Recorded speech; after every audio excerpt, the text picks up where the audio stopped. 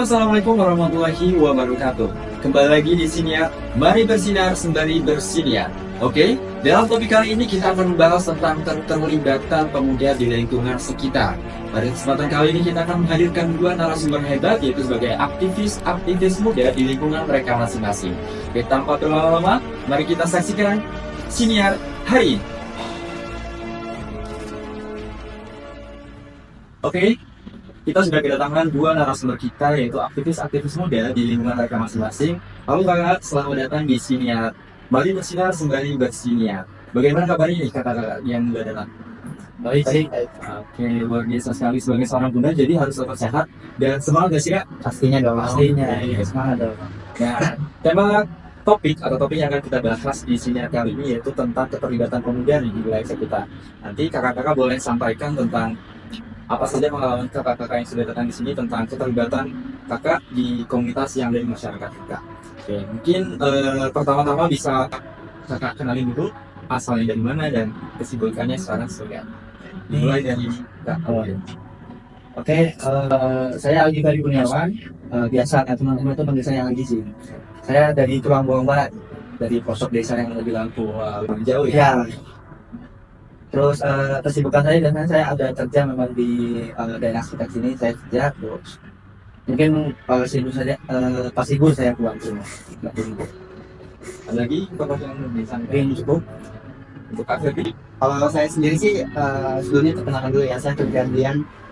Biasanya di sini saya panggil Rian. Saya kebetulan juga kerja di sini, tapi asal saya di Pringsewu.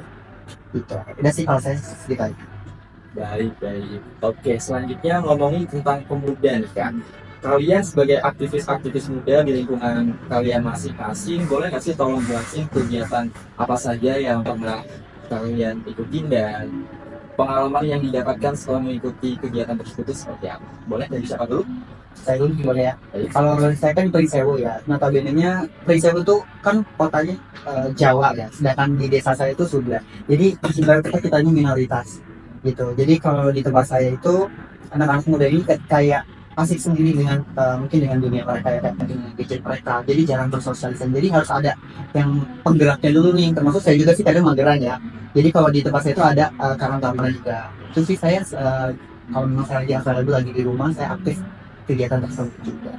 Jadi lebih ke karang taruna sih yang ada momen dimana kita bisa kumpul-kumpul dengan anak muda. Tapi itu tadi trouble-nya itu anak-anak itu agak sulit dikumpulin karena memang mereka agak sedikit mager. Sedikit mager dan sibuk sendiri. Betul.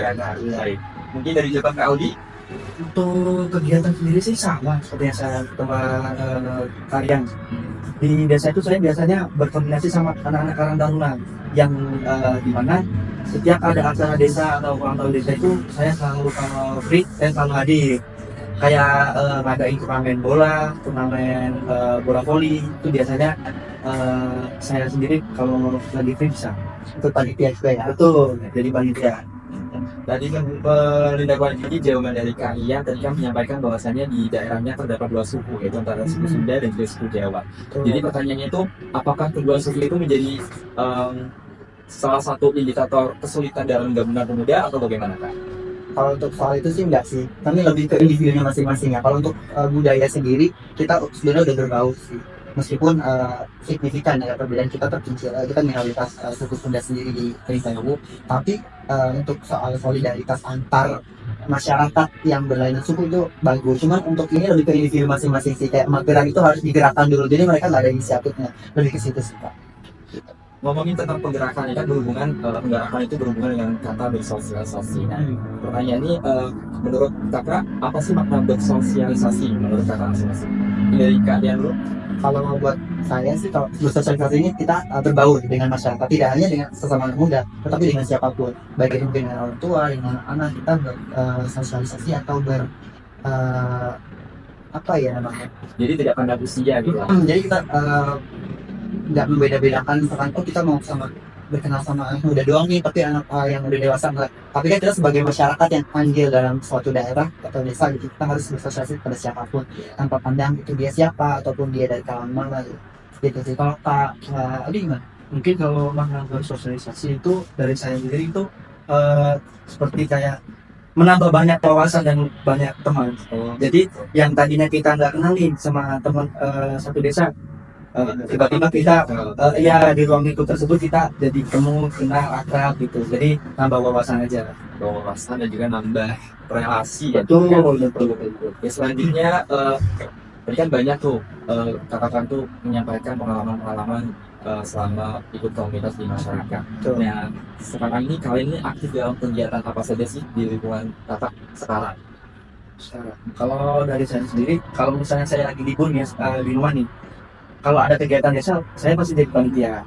Pertama, yang kedua pasti Karang Taruna itu saya juga ikut kegiatan Karang Taruna. Contohnya bentar lagi kan mau bulan Agustus nih, Ya, nah betul. pasti nanti saya di rumah itu sudah dinanti kehadiran oleh teman-teman saya. Untuk kalian Kalau saya sih kebetulan bibi saya tinggal sama bibi saya ya di rumah itu. Dia adalah kepala dusunnya. Jadi dia kalau ada informasi dari desa nih, dia yang jadi orang pertama juga yang menyampaikan ke warga-warga lainnya. Otomatis saya juga sebagai orang yang terdekat dengan beliau, saya juga orang yang pertama untuk mengajak masyarakat. Ya mungkin at least saya dengan kayak mungkin ngajak dengan bahasa anak muda di grup atau di lingkungan, ya kita gabung ada ini, sehingga gitu. Oke baik, selanjutnya tentunya kakak-kakak ini kan sebelumnya juga sebagai masyarakat biasa yang tentunya belum pernah tergabung di komunitas masyarakat. Nah pada akhirnya kalian kan tergabung nih di komunitas masyarakat seperti Karang Taruna. Nah awalnya tuh yang membuat kalian terdorong untuk mengikuti komunitas tersebut itu apa? Mungkin dari saya dulu. Boleh saya dulu ya. Baik. Kalau yang terdorong buat saya itu yang pertama itu mungkin ya tadi relasi ya, karena memang kita harus banyak relasi. Dulu saya kan jarang pulang ya ke rumah karena kan kerja di luar kota gitu, di luar kabupaten saya. Jadi mungkin saya ini agak sedikit tidak dikenal di desa sendiri ya, karena memang mereka jarang lihat saya gitu. Jadi mungkin saya ingin lebih aktif agar saya bisa dikenal masyarakat gitu. Jadi biar mereka tuh tahu, oh ternyata saya ini masih ada di sana gitu. Gitu sih kalau saya. Kali. Kalau dari saya juga untuk makna bersosialisasi tadi ya. Kenapa yang membuat Terdorong motivasi. Ya. Saya termotivasi dari diri saya sendiri. Dari Karena kan saya orangnya suka dari teman gitu loh. Istilahnya yang tadinya nggak kenal, saya pengen kenal. Jadi kan kalau di kegiatan Karang Taruna itu kan pasti beda-beda kan sifat orang. Jadi saya bisa jadi tahu karakter orang ini gimana, karakter orang ini gimana. Ya, jadi sifatnya Kak Aldi ini sebagai penggerak dan penyatu ya, penyatu pemuda. Bisa dari bisa luar dari biasa sekali. Terus tadi kan Kak Aldi dan juga Kak Arya menyampaikan pernah tergabung dalam kepanitiaan di 17 Agustus. Itu sih gimana sih kalian bisa dipilih menjadi panitia di kegiatan tersebut, entah dari pengalaman sebelumnya sebagai panitia atau apa? Kalau saya boleh. Kalau di desa saya sebenarnya sukarela ya. Jadi kebetulan kalau untuk posisi panitia itu malah kayak jarang ada yang nempatin, malah bahkan saya nggak mau kayak mereka tuh malah ribet gitu. Jadi mungkin faktor penggeraknya diri saya sendiri, mungkin ya udah saya bisa berkontribusi, why not gitu saya jadi panitia gitu. Kalau dari saya, karena saya yang paling aktif di tongkrongan tersebut. Itu langsung dipilih gitu ya. Jadi kayak Mereka sudah percaya jadi sama dia gitu. Jadi berdasarkan experience sebelumnya, Iya. sebelumnya jadi panitia, jadi dipilih lagi dari Iya. panitia dia. Betul. Oke. Selanjutnya tadi kan Kak Febri dan Kak Ren menyampaikan bahwasanya di lingkungannya ada oknum pemuda-pemuda yang harus digerakin dulu, dibilangin dulu agar mereka tuh mau bergerak dan mau membantu lah istilahnya di kegiatan seperti 17 Agustusan. Nah menurut kakak-kakak nih, penting nggak sih pemuda itu terlibat di kegiatan seperti 17-an atau kegiatan lainnya di lingkungan kakak? Penting atau tidak? menurut saya penting sih, harus pemuda itu masa untuk mencari relasinya kan sangat panjang. Ya. Jadi sebagai pemuda itu harus wajib, aslinya wajib sih. Berarti udah boleh mageran. Iya, nggak boleh bergerak. Jadi sebagai pemuda tuh harus ayo gerak, ayo kita lihat di luar sana ada apa gitu.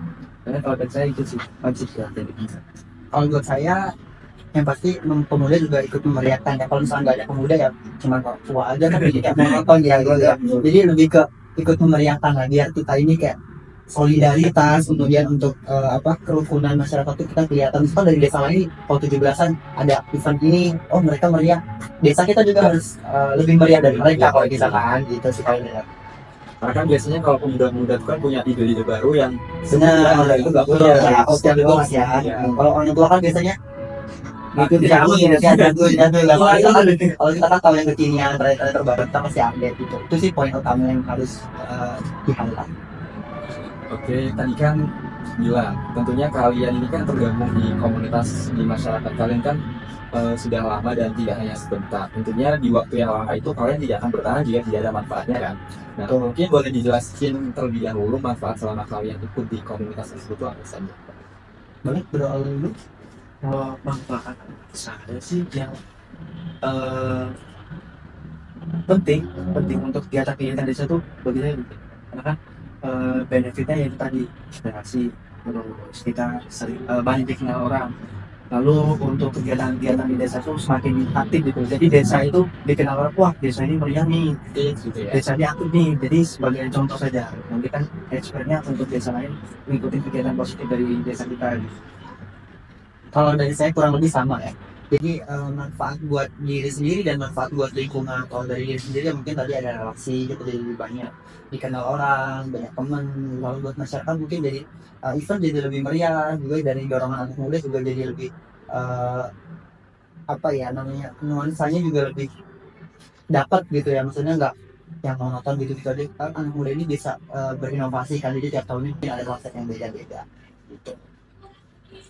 Oke, kita flashback sebentar nih. Tentunya kalian ini kan tergabung di komunitas itu kan tidak hanya tinggal gabung saja. Pasti ada respon-respon entah dari keluarga atau dari masyarakat sekitar tentang keputusan kalian untuk tergabung di komunitas tersebut. Jadi pertanyaannya, gimana respon masyarakat terhadap keterlibatan anak muda seperti kakak-kakak ini? Respon itu positif atau negatif? Tapi kalau dari saya dulu ya, pastinya positif dong, karena memang anak muda ini kan susah ya notabene untuk digerakkan. Jadi kalau dia udah gerak aja udah alhamdulillah gitu. Dia mungkin orang-orang akan merasa senang akhirnya gitu ada perwakilan dari penerus saya mungkin yang mau gantikan posisi saya gitu. Itu lebih ke situ sih. Ya, sama sih kalau dari saya juga. Jadi orang misalnya warga itu semakin kayak percaya dengan anak-anak muda gitu. Jadi kan kegiatan anak muda tuh nggak hanya yang negatif, jadi ada positifnya. Balance gitu kan. Depannya. Mungkin selama kegiatan atau selama mengikuti komunitas tersebut pasti ada hambatan dan juga tantangannya nggak sih Kak? Ya betul. Mungkin bisa dijelaskan tentang hambatan dan juga tantangan yang pernah dialami selama mengikuti komunitas tersebut. Untuk hambatan sih kerja ya. Hambatannya kerja. Ya kerja. Kalau untuk tantangannya tuh pasti kita untuk menyatuin ide atau nyatuin kayak pendapat di semua teman-temannya itu susah sih. Jadi kan ada yang berpendapat lain, dan ini berpendapat lain, dan itu kayak susahnya di situ. Ya, kita nyari resultnya itu susah hasilnya. Jadi hambatannya itu kerja dan juga tantangannya itu menyatukan ide dari Iya, semua betul, betul. Kalau dari saya ya selain kerja memang waktu itu tadi, pokoknya kerja itu masuk ke bagian waktu ya, karena waktu kita nggak banyak. Kalau lagi kerja bagi waktu juga agak susah ya, tapi sempatnya aja sih kalau saya. Jadi tantangan yang paling besar itu yaitu tadi waktu, susah membagi waktu. Ketika memang saya lagi pulang, kan kita mungkin kalau lagi pulang mungkin santai maunya istirahat gitu, nggak mau terlalu fokus kepada itu. Tapi ya kalau memang lagi diperlukan itu juga jadi prioritas. Ini sebenarnya di waktu saja ya karena memang di kampungnya sendiri mungkin belum ada regenerasi yang menggantikan posisi kakak. Sebenarnya ada, cuman mereka lebih itu tadi lebih harus belum se-experience kita lah ibarat kata. Mungkin mereka lebih butuh dorongan sama masukan dari kita juga sih.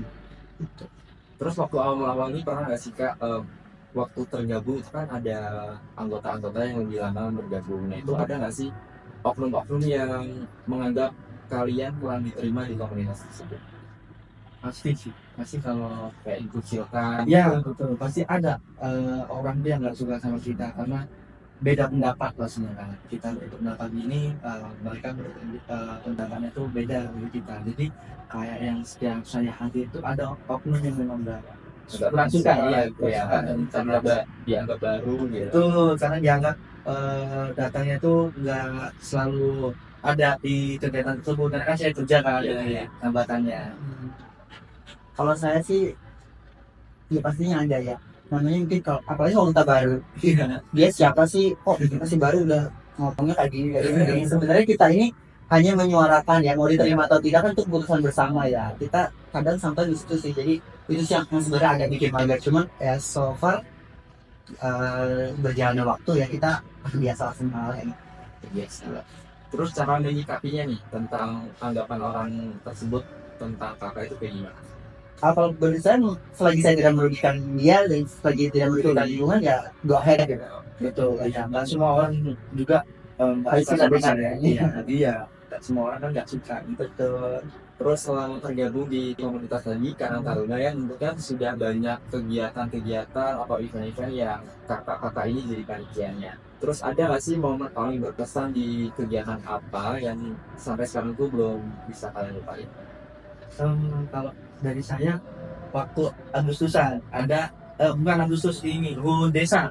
Food desa. HUT desa itu mengadakan lomba layangan. Kebetulan keluarga saya itu buat layangan yang terbesar dan yang unik, yang paling unik. Dan alhamdulillahnya saya keluarga saya itu juara satu. Wah, luar biasa. Ya itu ya. Biasa banget ya. Iya, jadi kayak kesannya tuh keluarga saya tuh jadi dikenal gitu kan benefitnya. Dari segi prestasi itu tadi ya, Betul, prestasi layang-layang ya. Iya betul. Oke, kalau dari saya sih, waktu itu kebetulan di Pringsewu di desa saya kebetulan ya itu ada kegiatan handbike kabupaten ya. Jadi seluruh kecamatan tuh pusatnya di tempat saya gitu. Kita sebagai Karang Taruna kita ada namanya buat stand-stand gitu kan, setiap daerah tuh ada stand-standnya. Nah kita nih berkreasi seunik mungkin, seheboh mungkin, karena kita tuan rumah, of course kita nggak mau yang biasa aja gitu kan. Nah, di situ kita challenge-nya nge-create yang beda sama yang lain. Di situ kita benar-benar berinovasi biar beda sama yang lain, biar kita mencolok lagi. Gitu sih itu yang paling. Tadi kan bilang makanya ada stand-stand di beberapa tempat. Untuk standnya sendiri tuh apa yang ditampilkan? Of course dari produk-produk lokal ya, kayak misalkan untuk di desa saya itu terkenal dengan gula merah, karena memang ada ketan gula merah. Kemudian ada juga kopi yang memang kopi dibuat sendiri dan sebanyak lagi sih beras juga, memang komoditi-komoditi lokal yang ada di desa saya ini. Jadi selain memperkenalkan desa, desa kakak juga memperkenalkan tentang UMKM juga produk-produk yang Benar. dihasilkan di desa Benar kalian. banget. Oke. Terus tadi kan bilang katanya banyak pemuda yang harus digerakin dulu, harus dikasih tahu dulu. Menurut kakak-kakak nih gimana sih caranya agar pemuda-pemuda ini lebih mudah untuk bergabung di komunitas-komunitas di masyarakat sekitar? Mungkin harus ada yang ini sih dari kita. Kebetulan saya nih orangnya kayak yang dilatih gak bilangnya. Jadi kalau nggak ada saya itu kayak kurang gitu. Ini bukan saya gitu kan. Jadi kayak kalau saya kan orangnya masih pakai leadership gitu loh. Jadi datang, ayo ada kegiatan nih, Merangkul ya. rangkul betul. Kita ngumpul bisa di rumah saya atau di tempat lain untuk menggerakkan suatu acara atau suatu kegiatan lah misalnya gitu. Jadi harus ada tokoh yang ngelit. Iya betul betul. Dari karya? Sama aja sih kalau saya nggak komen sama aja. Oke, baik. Lanjut. Pesan dari kakak-kakak Kak Aldi atau kalian tentang pemuda-pemuda yang belum tergabung di komunitas masyarakat. Misalkan pesannya, ayo gabung saja karena kan di komunitas itu banyak loh benefit yang kita dapatkan. Mungkin dari saya dulu. Saya dulu boleh. Ya karena perbedaannya masih cukup signifikan ya, yang nggak gabung sama yang join itu cuma sedikit gitu ya. Mungkin kita sebagai orang yang udah gabung, kita ajak, mungkin mereka ada perasaan takut. Sebenarnya nggak mau gabung itu bukan karena nggak mau, tapi karena takut dan belum tahu. Ya kita sosialisasi ke mereka, kita infokan kok ternyata di sini asik loh, ternyata nggak menyeramkan itu loh. Jadi lebih ke edukasi ke mereka, kasih untuk menghilangkan stigma mereka tentang Karang Taruna ini, tentang organisasi ini gitu. Jadi mereka yang malu-malu, yang belum tahu tadi yang jadi tahu gitu. Terus untuk sosialisasi yang Kak Rian maksud itu kalian membuat forum tersendiri atau ketika kalian nongkrong nih sekalian kalian membahas tentang benefit-benefit yang bisa didapatkan selama mengikuti komunitas di masyarakat. Ya kalau itu sih kan, kalau ada forum nggak mungkin ya, karena anak mudanya banyak gitu ya. Paling ya kalau misalkan lagi nongkrong nih terus cerita dari mulut ke mulut, nanti kan mereka juga nyampein. Berarti kalau saya cerita ke teman saya yang terdekat nih, nanti mereka nyampaikan lagi. Jadi lebih dari mulut ke mulut untuk penyampaiannya. Dari Kak Aldi? Kalau pesan saya untuk pemuda-pemuda yang belum bergabung ke bersosialisasi di masyarakat itu, ayolah kita bangun desa ini dengan kegiatan-kegiatan yang positif. Apalagi kan yang kerjanya hanya di lingkup desa tersebut. Jadi ayo gitu ikutan kegiatan positif. Karena banyak benefitnya kok kalau itu kegiatan. Ya, gitu. Oke, terakhir. Satu kata yang mendeskripsikan tentang pemuda-pemuda di lingkungan kakak. Siapa dulu? Kalian Kalau saya sih itu tadi ya, mageran. Mageran ya. Jadi ada mageran, ada juga sih penggeraknya. Jadi yang mager itu harus digerakin dulu. Jadi sebenarnya mereka tuh kembali lagi ya. Mereka tuh Gen Z yang sekarang itu lebih ke butuh motivasi gitu, butuh apa ya? Gebrakan dulu, nggak mau dia tuh kayak bangun sendiri, kemudian berangkat sendiri nggak mau, males-malesan, mageran tadi. Jadi harus digerakin dulu, dikasih motivasi dulu biar dia maju. Ya, so ayolah, jangan takut-takut, kita juga nggak lagi ini kegiatan positif kok, jadi nggak buat notabene kita ini buruk di masyarakat. Jadi coba kali malah kita dapat benefit di tengah masyarakat, baik. Jadi satu katanya mageran. Mageran sama sih saya. Mageran juga. Mageran. Oke, tidak terasa perbincangan kita sudah lama sekali dan kita sudah sampai di sesi paling akhir di episode podcast kali Dari ini. semua cerita yang sudah kita dengar hari ini, satu hal yang menjadi jelas, keterlibatan pemuda dalam kehidupan sosial bukan hanya soal hadir di tengah masyarakat, tetapi juga tentang menjalankan peran sebagai warga negara yang aktif, sadar, dan juga bertanggung jawab. Inilah inti dari pendidikan kewarganegaraan, membentuk generasi muda yang tidak hanya tahu hak dan kewajibannya, tetapi juga siap berkontribusi nyata demi kebaikan bersama. Inilah bukti nyata bahwa Pancasila bukan hanya hafalan 5 sila, tapi panduan hidup yang bisa diwujudkan dalam tindakan sehari-hari. Dan pemuda adalah penjaga nyala nilai-nilai itu di tengah masyarakat. Maka, ayo terus bergerak, bersuara, dan juga berbuat. Karena di tangan pemuda yang sadar dan peduli, masa depan bangsa ini bisa menjadi lebih cerah dan juga bermakna. Semoga cerita hari ini dapat menjadi penyemangat buat kamu yang mendengarkan, yang masih ragu untuk mulai berkontribusi di lingkungan sekitar. Percayalah, langkah kecilmu dapat menjadi perubahan besar di masa depan.